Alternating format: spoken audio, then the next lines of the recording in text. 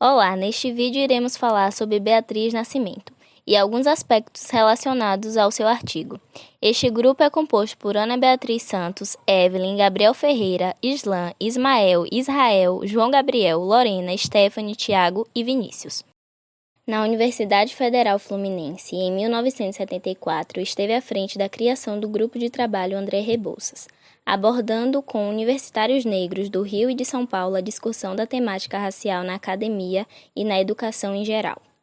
Em 1977, participou como conferencista na Quinzena do Negro, realizada na USP, evento que configurou como um importante encontro de pesquisadores negros. Em 1981, com a pesquisa Sistemas Alternativos, organizado pelos negros, dos quilombos às favelas, concluiu a pós-graduação Lato Sensu em História, na Universidade Federal Fluminense. Mas seu trabalho mais conhecido de maior circulação foi o filme Ori, de 1989, de sua autoria, dirigido pela socióloga e cineasta Raquel Gerber. O filme, narrado pela própria Beatriz, apresenta sua trajetória pessoal como forma de abordar a comunidade negra em sua relação com o tempo, o espaço e a ancestralidade emblemática representados na ideia de quilombo.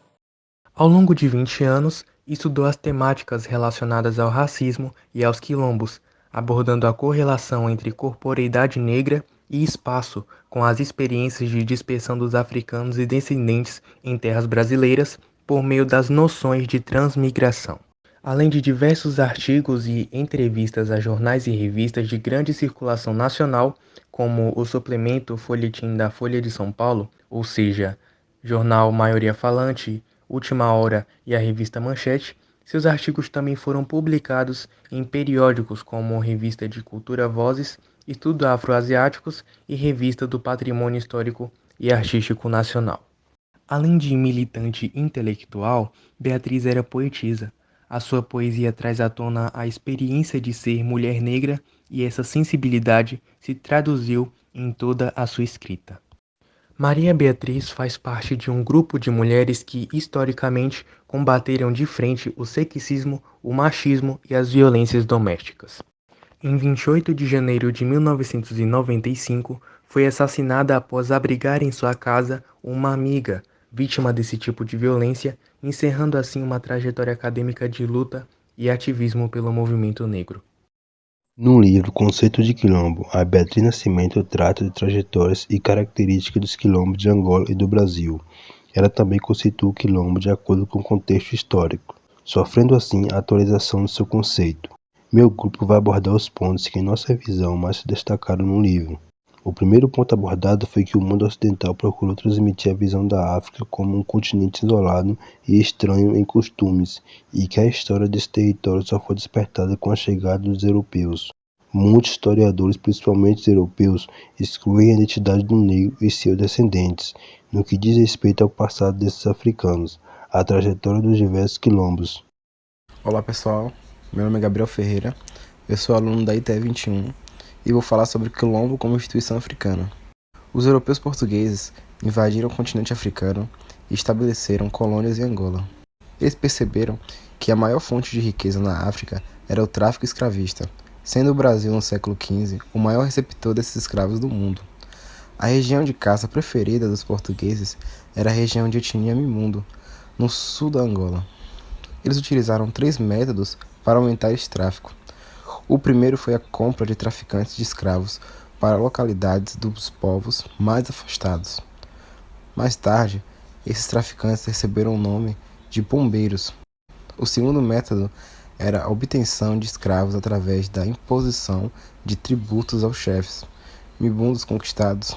Esses tributos eram pagos em jovens escravos adultos, conhecidos como peças da Índia.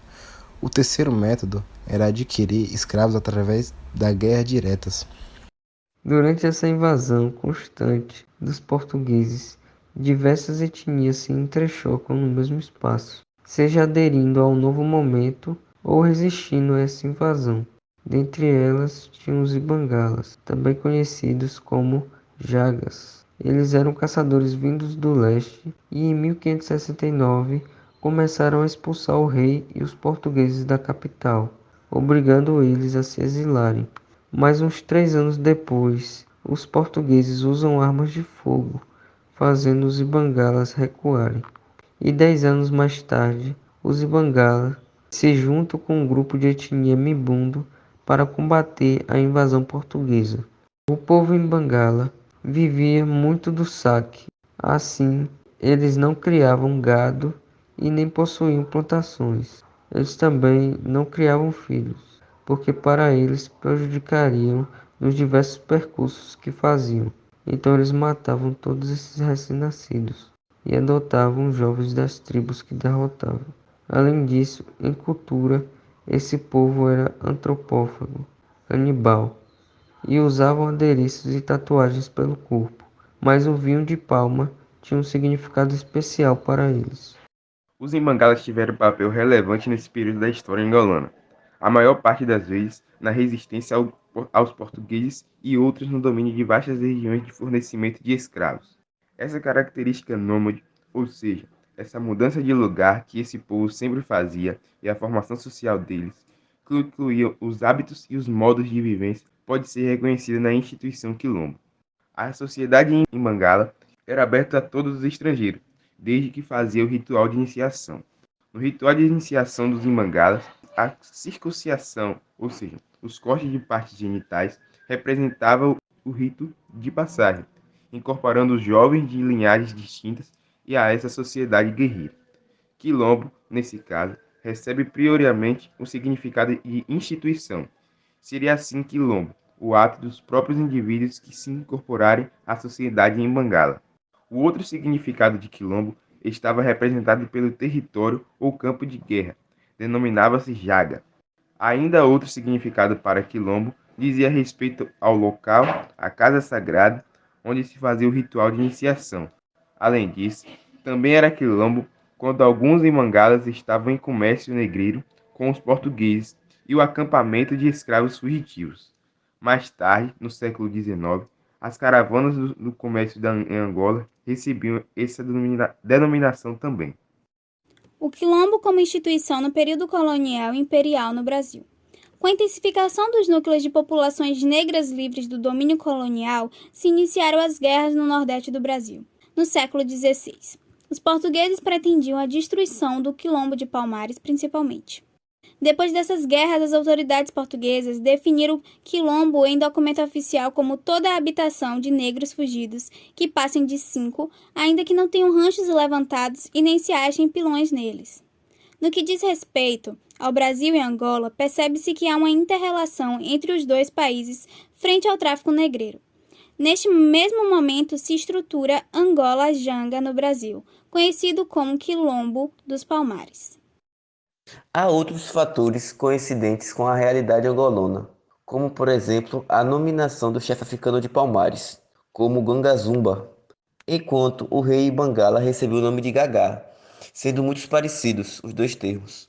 O adorno da cabeleira usada pelo rei de Palmares era idêntico ao utilizado pelo soberano Ibangala Calando, passando o sinal de autoridade.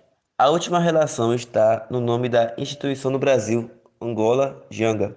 O nome Angola, dado ao território colonial africano, derivou do nome do rei Ibundou Inigala. Ele emprestou o nome aos seus diversos descendentes sucessores. Provavelmente os representantes desta dinastia africana foram transferidos pelo tráfico para o Brasil. Já o segundo nome Janga é uma variação de Jaga, nome dos Ibangala que recebeu também, demonstrando assim a união das linhagens Embu e Ibangala, chefiando o quilombo de Palmares. Um pouco importante e em certa medida controverso é que a escravidão era conhecida e utilizada desde a antiguidade africana, mas não tinha um caráter de propriedade como no sistema escravagista colonial. Antes, diversos motivos levavam o homem livre à condição de escravo, entre eles, em caso de guerras vizinhas, em momentos de instabilidade política, também como forma de castigo por quebra de normas grupais, entre outros. Durante o século XVII e o século XIX, os quilombos representavam brechas ao sistema escravagista, assim afetando na queda da atividade econômica e ainda contribuía com o enfraquecimento das relações entre os escravos e senhores, provocando as fugas e os saqueamentos. Neste último caso, a pena para os integrantes era a degola, a mesma punição para os participantes de ressurreição. Outro fato importante é que durante o século XIX, os quilombos de grande porte se encontravam em morros e periferia dos centros urbanos. O quilombo como passagem para princípios ideológicos. No final do século XIX, o quilombo recebe o significado de instrumento ideológico contra as formas de opressão do sistema, alimentando o sonho de liberdade de milhares de escravos. Assim, o quilombo foi redefinido mais uma vez, agora como símbolo de resistência. No século XX, várias manifestações artísticas buscavam o reforço de uma identidade histórica brasileira na demonstração de resistência à opressão, com a esperança de um Brasil mais justo, onde houvesse liberdade, união e igualdade. Na história dos quilombos, a figura de herói é muito destacada, principalmente a figura de Zumbi dos Palmares, como um símbolo de resistência ao sistema. No momento dos anos 70, o Brasil estava sob forte repressão ao livre pensamento e à liberdade, e o negro brasileiro não podia se expressar na luta pelo reconhecimento de sua participação como um cidadão possuidor de direitos. Para ir contra essa repressão, passou a ser discutido a necessidade de autoafirmação e recuperação da identidade cultural. O quilombo, por ter sido durante 3 séculos uma instituição livre e paralela ao sistema dominante, possui uma mística que continua alimentando os anseios de liberdade da consciência nacional. A ausência de cidadania plena, de canais reivindicatórios eficazes, a fragilidade de uma consciência brasileira do povo implicou nessa rejeição do que era considerado nacional. E esse movimento se dirigia para a identificação da historicidade heróica do passado. Toda a literatura e a oralidade histórica sobre quilombos impulsionaram este movimento, que tinha como finalidade a revisão de conceitos históricos estereotipados. Por exemplo, o Grupo Palmares do Rio Grande do Sul, em seu artigo, sugeria que a data de 20 de novembro passasse a ser comemorada como data nacional, lembrando o assassinato de Zumbi e a queda do Quilombo dos Palmares, servindo para enaltecer a capacidade de resistência dos antepassados. Essa sugestão foi aceita e os aspectos de resistência foram abordados em debates, aulas e pesquisas. Quilombo passou a ser sinônimo de povo negro, sinônimo de comportamento de negro e a esperança para uma sociedade melhor.